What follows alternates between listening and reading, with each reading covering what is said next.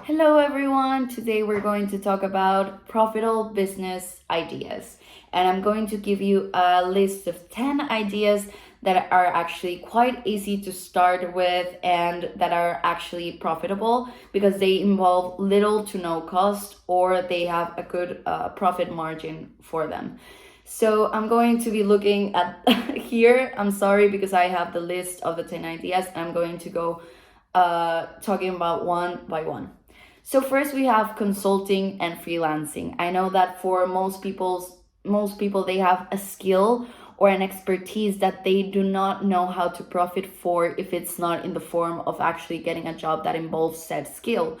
So think about what you can do and what you can do well, even if it's you speaking two or three languages, even if it's you writing Instagram captions for content for influencers or for brands, or is it you being really good at basic accountings.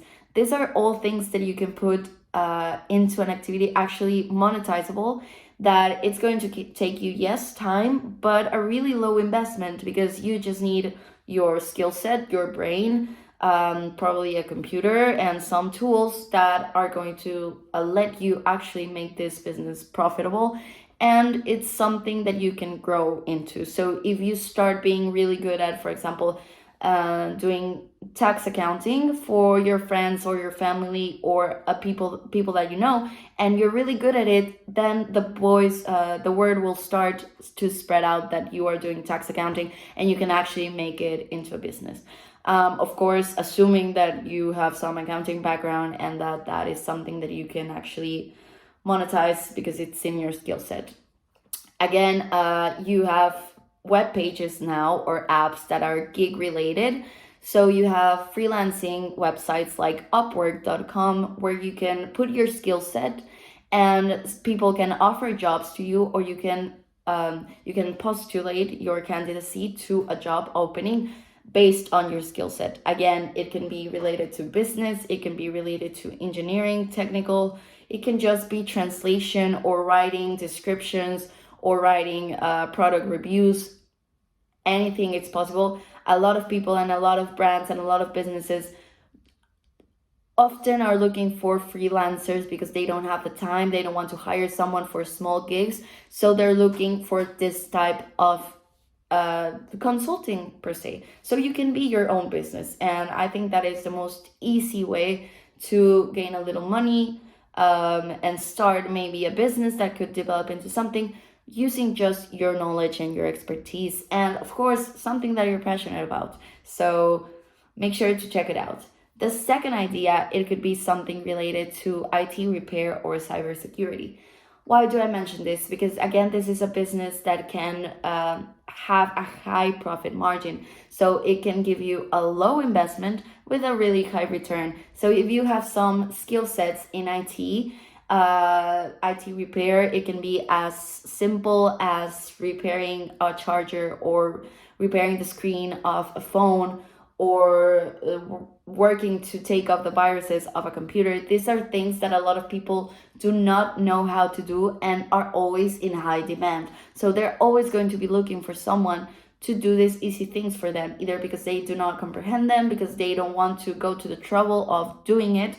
But it's a really good business because it has a high profit margin. For example, I have broken my phone screen many times, and I always take it to someone that knows how to replace phone screens and also has access to a market that sells cheap phone screens. So of course, if they have low raw materials and they have the skill sets, they can do it and offer it to me for a price that they know I will be willing to pay, because I'm not going to go looking for a very cheap phone screen that I need and I do not have the skill set to change it. So again, it's a profitable business idea. It's easy to do, it's low investment, and people are always going to be needing it because right now everything we do is surrounded by technology. We're glued to our phones, we're glued to our computer, and some things the majority of the population that has this type of technological hardware does not know how to do. So take advantage into that, make some Google research about where you can get cheap maybe not cheap, of course, good quality, but cheaper appliances, cheaper tools, and you can set a phone changing screen repair business, or taking off the viruses of some people, or installing antiviruses software for people in their computer because they do not know how to do it. These are good options. Then 3, you have online courses.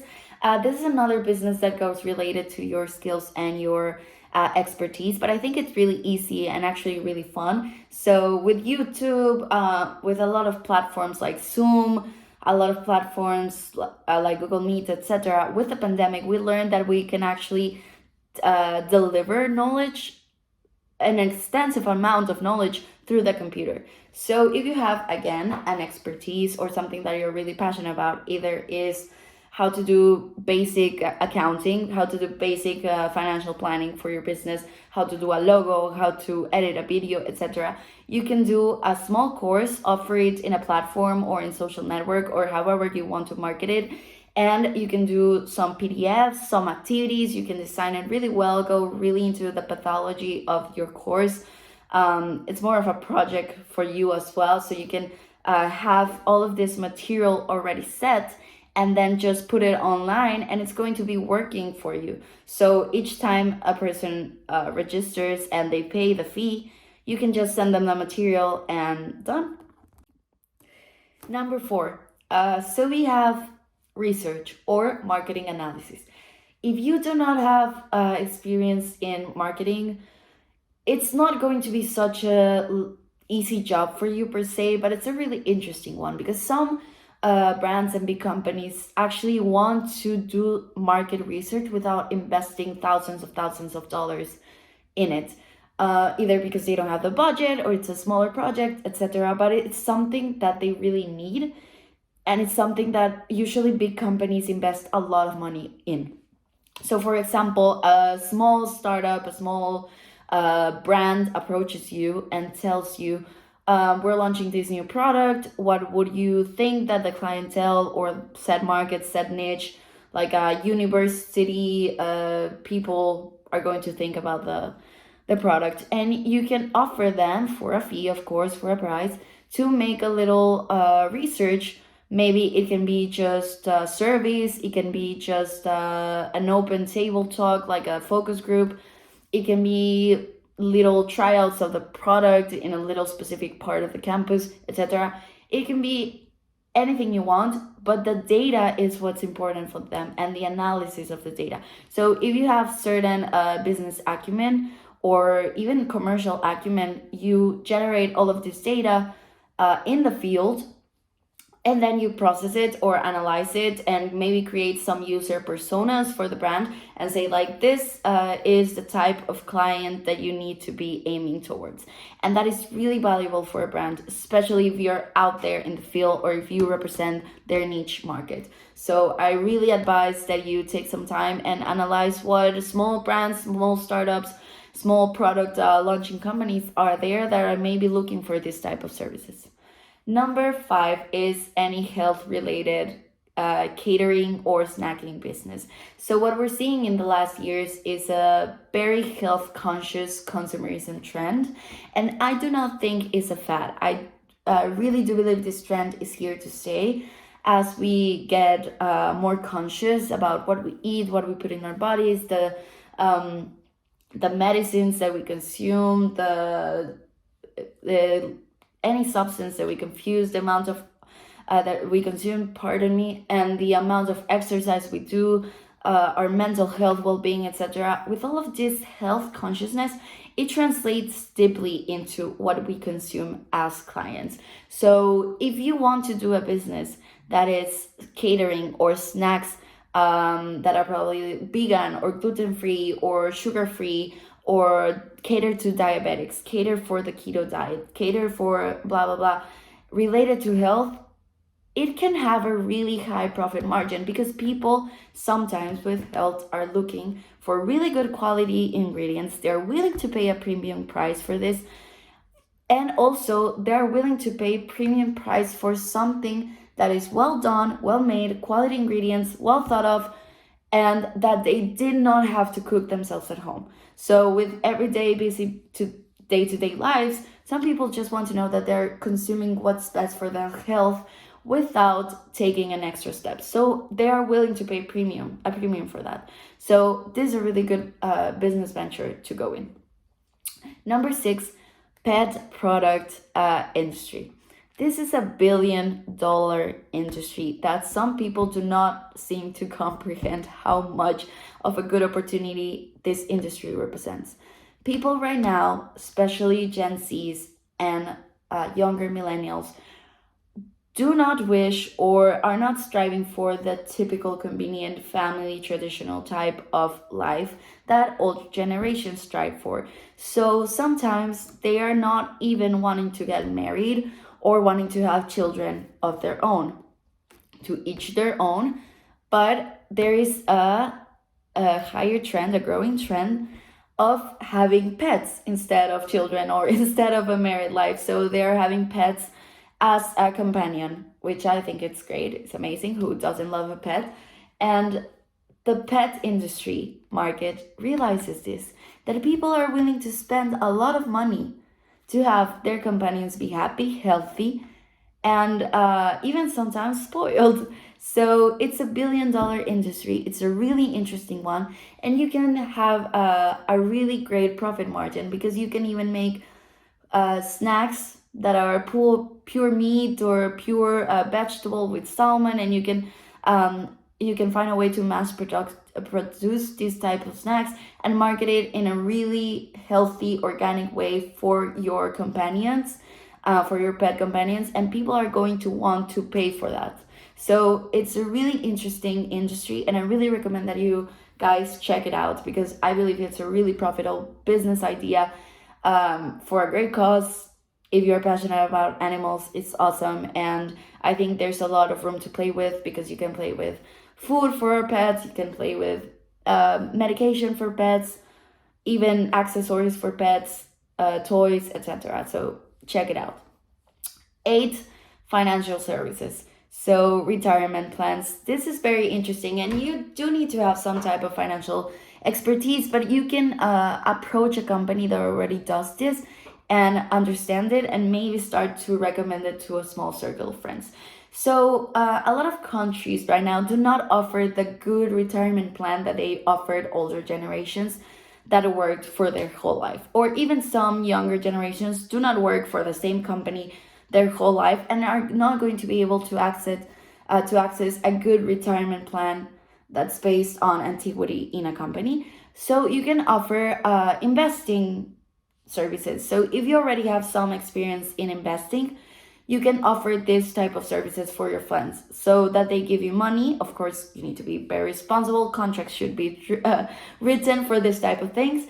And if you have a license to broker or to trade in any type of market, I think it's good to offer this type of retirement plans in the long run. And of course, if you're very responsible with it, it can be a very profitable business idea.